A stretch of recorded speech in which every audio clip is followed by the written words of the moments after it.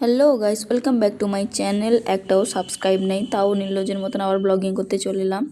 এটা হচ্ছে আমাদের কলেজের বাগানে অনেকগুলো চারা লাগানো হয়েছে। আমরাই লাগিয়েছি চারা, গাঁদা ফুলের চারা, ডালিয়া ফুলের চারা, তারপর এই গাছগুলো এর নাম কি আমি জানি না, নয়নতারা চারা, অনেকগুলো গাছ লেগেছে। এটা কি ফুল এটাও আমি জানি না।